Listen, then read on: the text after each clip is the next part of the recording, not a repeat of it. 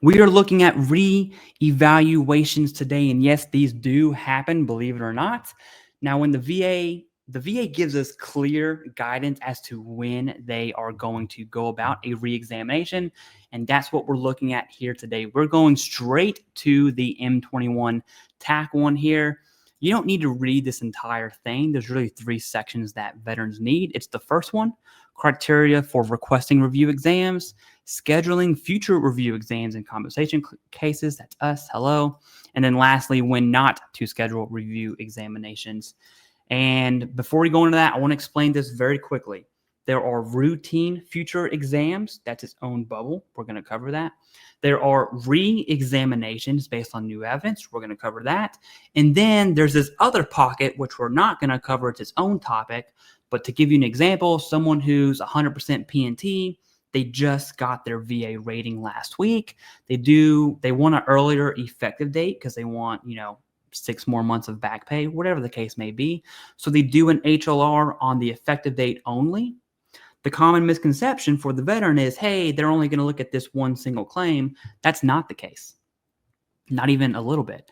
When the DRO, the decision review officer, has your claim, you're at the mercy, you're in the palm of their hand.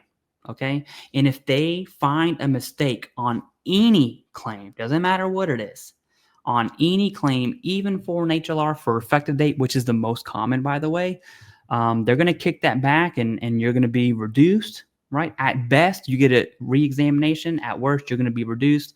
And that happens all the time to people who are 100% P&T because they're requesting HLRs. I can't say this enough.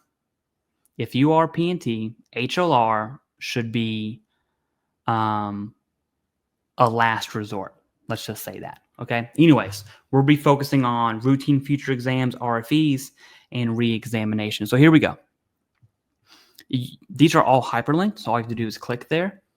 All right. So criteria for requesting review examinations. There is a need to verify either the continued existence or the current severity of the disability. Okay. It is likely that a disability has improved. Evidence indicates that there has been a material change in a disability. This part right here is key. The current rating may be incorrect, or it's otherwise required by the regulation or diagnostic code under which the veteran is service connected. For instance, like cancer in remission would have a re-examination, okay? Surgery, knee replacements, things like that. Note, do not request a review exam solely to confirm evidence listed in that CFR code that is otherwise adequate for rating, and then there are your references, okay? So that's the first one. You can click the second one. It's right below it. And obviously, we're going to look at 38 CFR re-examinations. That should be a given there. But the second option, the second thing we need to understand is scheduling future review examinations in compensation cases. Exercise prudent judgment and refer to 327 in determining the need of review examination. Okay, this is what we're going to look at. It is the policy of the Veteran Benefits Administration, VBA, to request future exam only when absolutely necessary, and every effort should be made to limit cases where future examinations are requested. Okay, so I hope this puts you at rest a little bit. Something's in my nose. The VA is not out here snatching up people's ratings, okay? That's not, you see it here clear as day. That's not what the VA is doing, believe it or not. 25%, a quarter of all veterans who are rated wouldn't be 100% if that was the case. Anyways, consider whether the veteran's current condition is an acute exacerbation, the veteran is still recuperating following hospitalization, and or improvement or recovery can be anticipated. All right, important medical evidence from any sources listed in 326 may satisfy the need for re-examinations. And then you can see scheduling review examinations following all of those. Okay, and the last one that we're going to look at is right here. When not to schedule review examinations. Do not establish a future examination control in cases where, or when the, in cases when the, and this is essentially 327, which we're going to look at, disability is static, findings and symptoms are shown to have persisted without material improvement over 5 years or more. Do not. Okay.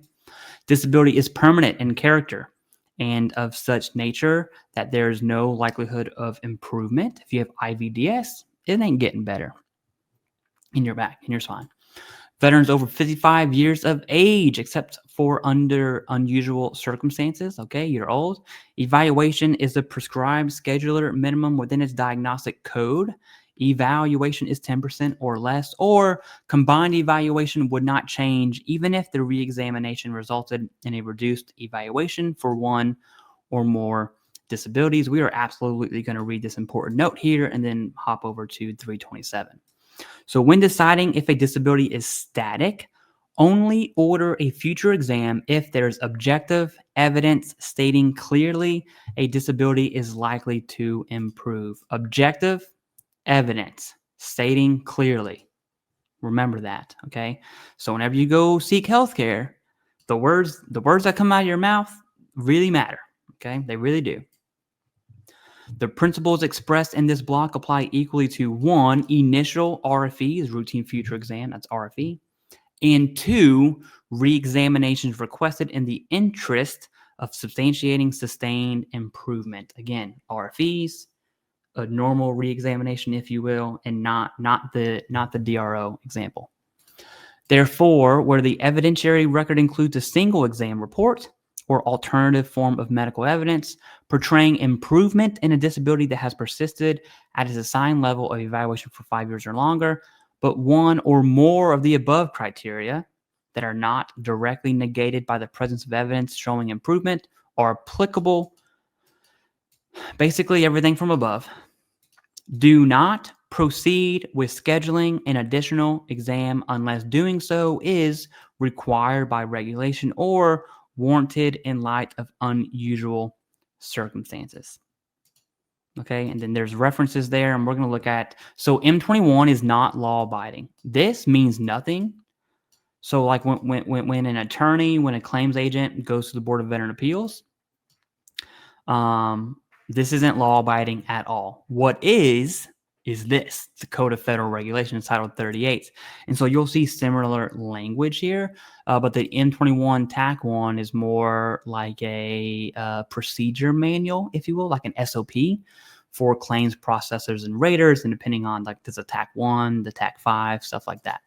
This is law-abiding. Okay, so this holds up, and you look at Bravo here, that's compensation cases. I'm sure everyone has seen this, but I just want to go over this a little bit here. Assignment, blah, blah, blah, blah, blah, blah, blah, blah, blah. If an order will be scheduled within not less than 2 years nor more than 5 years. So it's 2 to 5 year window for that routine future exam there.